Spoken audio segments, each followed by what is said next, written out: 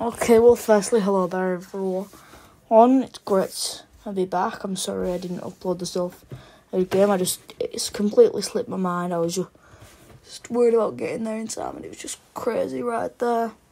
I'll try my hardest to remember because I have a terrible memory. Feel free to subscribe, comment any ideas that you've got for me to talk about Hull KR, because I do know a little bit. But yeah, firstly, I've a listen to some of this atmosphere.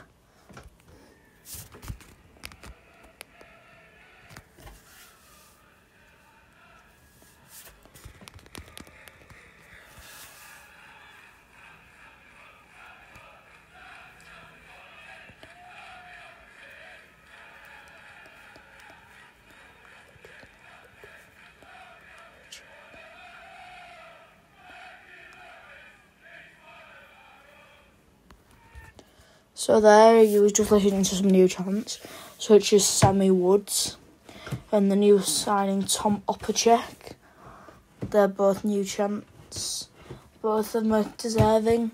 So we'll be going through the squad, starting with the 18th man, which was Louis Johnson. Didn't get onto the pitch because we didn't feel 3 HIAs, which was a good thing, I'd say. I like Louis Johnson, but, you know, I'd sooner keep them other 3 spots on the bench. But yeah, now look at Louis Johnson. Straight in with, I feel like I've got to say Jez Litton. Now Litton had an interesting game. Played on the last, I think it was 18 minutes, which not the best game time for Litton. If we needed him to, we could play the full 80. But he didn't. It's because Parcell played such a key role, but we'll obviously move on to what Parcell did soon. He almost got over the line practically instantly as soon as he came onto the field, which was really good by Litton. Saw a little gap out in my half, went for it, and did a metre or 2 off. Had a really solid game, I'd say, for the little minutes that he did play though. Next up's Frankie, who came off the bench, and I think he was in prop for a little bit or something like that, which really isn't his position, but he gave it a good go, and he did get over the line by a beautiful little grub by Jordan Abdul. Now, Abdul, yeah, he had a good game. Maybe not the first half. Next up, I'd say Dane Adley. He had a really good game. And it was, I believe, his 150th career game, which is actually quite a lot. And then he just solid in attack, solid in defence. No breaking through. I think that's shoulder sedge he's done in the actual world of good. Can't think of something that's helped him more than that.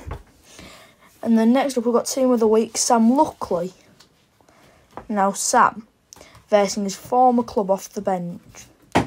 And there was a few doubts about him, but now that we've seen what he can do, it'll be tough to break him out of his position. Even potentially he might break into the starting, which is quite good, considering he did that in his first game for his new club. Glad to see he's liking the atmospheres. And he will obviously have seen some of his old mates there. Potentially smashed him as well. He did almost get over the line at 2 times, I think it was. So a really good game by Sam. Full respect to the Geordie. It's a shame about Newcastle in the Carabao Cup. I'm only saying that because it's like, you know, I'm not a football fan, but, you know, that's all I know. But yeah, that finishes it off for the bench. Now we'll move on to the number 13, Elliot Minchella. Elliot, as I'd said earlier, but, you know, that video's recording wasn't good. Right, so Elliot came off after about, I think it was 20 minutes. He just looked knackered. The game didn't really suit his play style. And I don't think he came back on, as I don't think he did anyway. But when he was on, he was solid. But it was a shame to see him go off so early. Could have done something amazing in that game, I reckon. Kane Lynette, he was really solid. He was really strong at carrying the ball in. And he was really strong in defence. Can't say a bad word about Kane Lynette. He's 34 and he's still playing professionally in the top division in England. Not more to say than that. though 34 is quite old for a rugby player. Some players do obviously play until like the 39, I think it is, which is James Roby's age.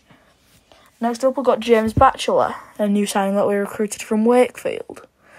Now, Batch is really good in attack and defence, though it was him who did the knock-on to let in Salford's second try through Dion Cross.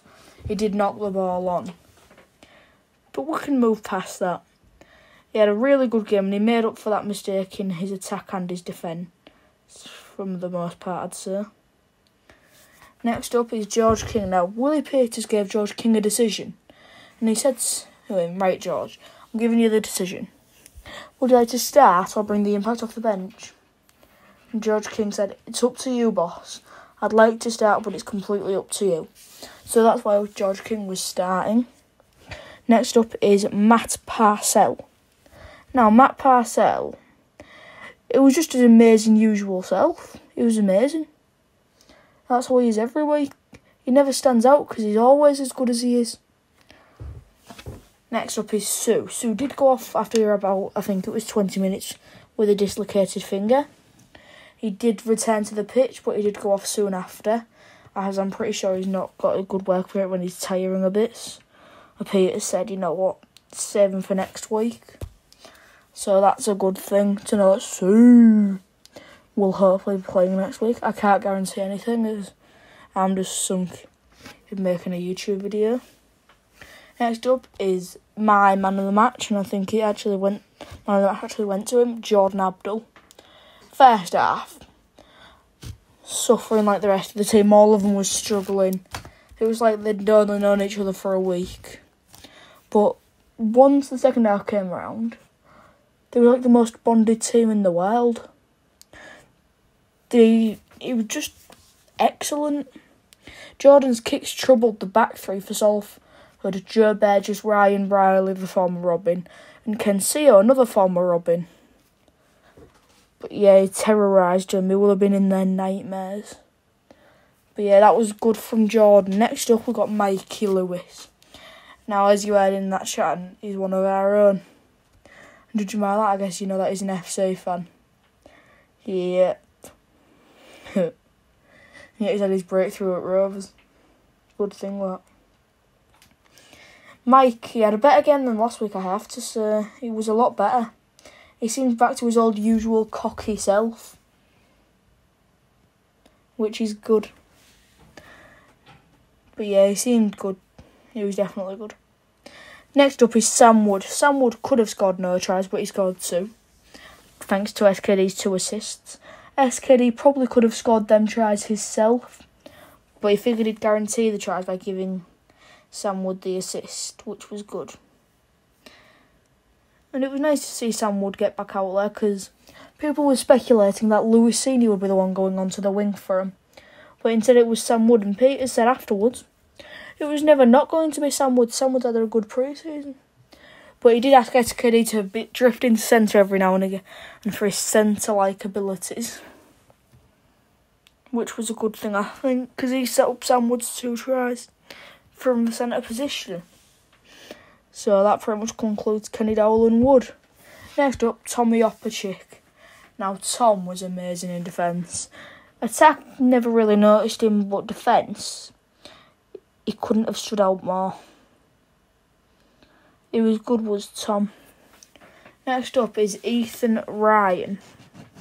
Ethan, amazing. He scored the first try of the game and his own personal first try of the season, which is a good thing for Ethan, to be off the mark and going in the race to the top try scorer. Can't knock Ethan Ryan's efforts at all. Never been our most standing out player, but never not stood out really. Next up is Dagger, who came in for the likes of Lachlan Coote. He had pretty big boots to fill, I guess they say. But Coote has probably the smallest boots has in the entire team. But yeah, Dagger came in. His kicking was amazing from touch. Actually, I think it was immaculate. I don't think he missed one. It was amazing. Can't knock the efforts, as I've said. second half, like, the rest of the team woke up and can't knock him. Can't say a bad word about him for the most part. Love every single player on this team. You can see Jordan pictured there. We got the 3 Man of Steel points again. But yeah,